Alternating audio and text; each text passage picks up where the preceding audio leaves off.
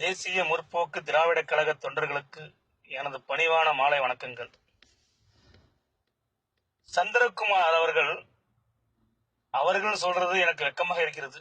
சந்திரகுமார் அவன் இன்று செய்தியாளர்களிடம் பேசும்போது எங்களை கட்சியை விட்டு தூக்குவதற்கு கேப்டன் அவர்களுக்கு உரிமை இல்லை என்று சொல்கிறான்.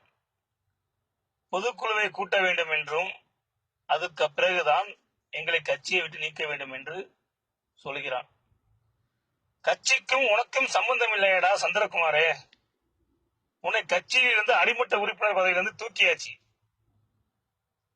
நீ சொல்வதை சொல்லுகிறாய் என்று பொதுக்குழுவை கூட்ட வேண்டும் என்று. உனக்கும் தேமுதிகவுக்கும் என்ன உரிமை உண்டு? கழகத்தின் தலைவர் கேப்டன் அவர்கள் எடுத்த முடிவுதான் கழக தொண்டர்கள் அனைவருக்கும் சமம். அது உன்னை போல் நம்பிக்கை துரோகி இந்த தமிழகத்தில் யாரும் இல்லை. ஈரோட்டில் ஏதோ ஒரு மூலையில் இருந்த உன்னை தமிழகத்திற்கு அறிமுகப்படுத்தியவர் தன்மான தலைவன் எங்கள் கேப்டன் அவர்கள். உனக்கு கட்சியில் கொள்கை பரப்பு செயலாளர் என்ற பதவியும் கொடுத்து உன்னை சட்டமன்ற உறுப்பினர்கள் ஆக்கி அழகு பார்த்தவர் எங்கள் கேப்டன் அவர்கள். அவர்களை பற்றி நீ குறை கூறுகிறாய். நீ வேணும் என்றால் திமுகவிடமும் சேர்ந்து விடு. திமுகவை சேரு, இல்ல அங்க போய் சாவு, எது வேண்டாலும் செய். உன்னை யாரும் கேட்க போறது இல்லை. திமுகவுக்கு ஆதரவு கொடுக்க வேண்டும் என்று நீ கேட்கிறாய், நீ சொல்லுகிறாய். நீ சொல்ல வேண்டும் என்று கேட்க வேண்டும் என்று கேப்டன் அவர்கள் கேட்க வேண்டும் என்று நீ சொல்லுகிறாய். நீ ஒரு மானங்கெட்ட ஈன பிறவி. காசுக்காக மனம் திரும்பவன் நீ. நீ போனாயே, உன் பின்னால் வந்தவர்கள் எத்தனை பெயரடா? உன்னுடன் சேர்த்து 7 பேர்கள் தான். உனது பின்னால் ஒரு தொண்டன் வந்தார்களா? ஒரு அடிமட்ட தொண்டர்கள் வந்தார்களா? வரமாட்டார்கள். ஏனென்றால் அவர்கள் எல்லாம் கேப்டனுக்காகவும் தேசிய முற்போக்கு திராவிட கழகத்திற்காகவும் உண்மையாகவும் நேர்மையாகவும் இறுதி வரை உழைப்பவர்கள் தொண்டர்களும் கழக நிர்வாகிகளும். காசுக்காக கட்சியை விட்டு போறவன் அதற்கு சமம் வேறு ஏதாவது சேர்ந்து பிரித்து விடலாம். ஏதாவது ஒரு தொழில் நாளோட்டில் உட்கார்ந்து விட்டு என் வாயில் அந்த அசிங்கத்தை சொல்ல விரும்பவில்லை. நேற்றுடன் கேப்டன் அவர்கள் பெயரை உச்சரிக்க உனக்கு முடிந்துவிட்டது, அருகதை முடிந்துவிட்டது. இனி கேப்டன் அவர்கள் பெயரை நீ உச்சரித்து செய்தியாளர்களிடம் கேப்டன் அவர்களையும் தேசிய முற்போக்கு திராவிட கழகத்தையும் நீ இனி உன் வாயால் ஏதாவது சொல்ல வந்தால் உனக்கு மரியாதை அவ்வளவுதான். நீ எங்கேயும் போய் சேர்ந்து விடு. I don't care. Sandra is a waste flow. Sandra is a waste flow for Tamil Nadu political. அரசியல் என்றால் என்னவென்று உனக்கு கற்றுக் கொடுத்தவர் எனது கேப்டன் அவர்கள்.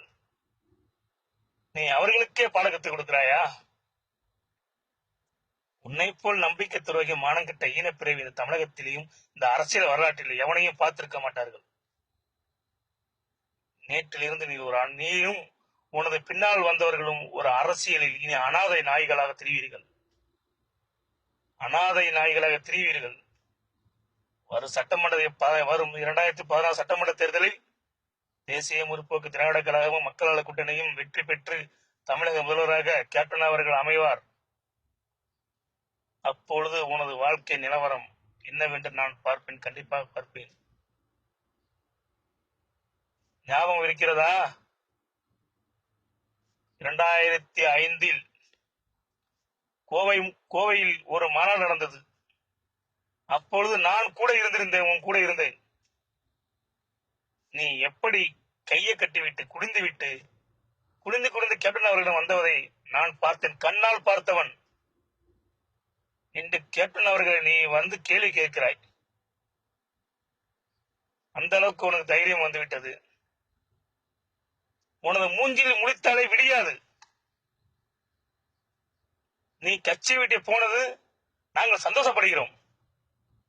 எங்கள் கட்சி தொண்டர்கள் அனைவரும் சந்தோஷப்படுகிறார்கள். ஒரு கருப்பு ஆடு நமது கூட்டத்தில் இருந்து பிரிந்து விட்டது. அதாவது எப்ப சொல்ல வேண்டும் என்றால், இத்தனை வருடங்களாக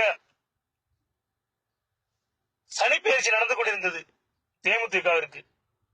நேற்றுடன் அந்த சனிப்பெயர்ச்சி முடிந்துவிட்டது. ஏனென்றால் நீயும் உனது பின்னால் வந்த 7 மாவட்ட செயலர்களும் 3 எம்எல்ஏகளும் சனீஸ்வரன்கள். சனிப்பெயர்ச்சி நீங்கள் பிரிந்து விட்டீர்கள். இனி தேமுதிகவிற்கு குரு பெயர்ச்சி நடந்து கொண்டிருக்கிறது. நேற்றுடன் ஆரம்பித்து விட்டது. குரு பெயர்ச்சியில் கேப்டன் அவர்களும் தேசிய முற்போக்கு திராவிட கழகமும் அமோக வளர்ச்சி பெறும். அமோகம் வளர்ச்சி பெற்று தமிழகத்தை ஆளும் தமிழக முதல்வராக எங்கள் கேப்டன் அவர்கள் வருவார். அப்போது நீங்கள் அனைவரும் பார்க்க வேண்டும். அப்போது நாங்கள் உங்களிடம் கேள்வி கேட்கிறேன், மிஸ்டர் சந்திரகுமாரே. அரசியலில் உனது வாழ்க்கை நேற்றுடன் முடிந்துவிட்டது. இனி அரசியலில் உனது வாழ்க்கை இல்லை. நீ எந்த கட்சிக்கு வேணுமானாலும் போனாலும் சரி, இல்லை எங்காவது இறந்து கடந்தாலும் சரி, இல்லை எதை அழுனாலும் சரி,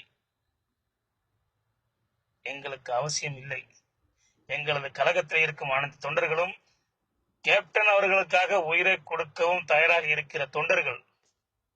அதே போல் எங்கள் அனைத்து மாவட்ட செயலர்களும் உண்மையாகவும் நேர்மையாகவும் கேப்டனுக்காக என்றும் உழைப்பவர்கள்.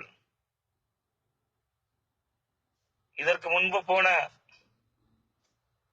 மாப்பா பாண்டியராஜன், சுந்தர்ராஜன், அருள் பாண்டியன், இன்னும் நான் அவர்கள் பெயர் சொல்ல கூட எங்களுக்கு வாயில் வரவில்லை. மனங்கட்ட பிறவிகள் பெயர் சொல்ல கூட எனது வார்த்தை வரவில்லை. அந்த லிஸ்டில் நீயும் சேர்ந்து விட்டாய். நேற்றுடன் உனக்கு சனிப்பெயர்ச்சி ஆரம்பித்து விட்டது. 7 ஆண்டு காலங்கள் சனிப்பெயர்ச்சி நடக்கும். ஆனால் உனக்கு இன்னும் 42 நாட்கள் தான் இருக்கிறது. முதல்வர் ஆகுவார் எங்கள் கேப்டன் அவர்கள்.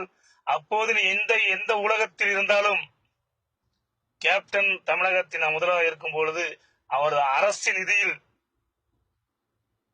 நீ ஒரு பொருள் வாங்கித்தான் ஆக வேண்டும். அப்பொழுது வாங்குவியா? மானங்கட்ட ஈன பிறவியே, நம்பிக்கை துரோகி.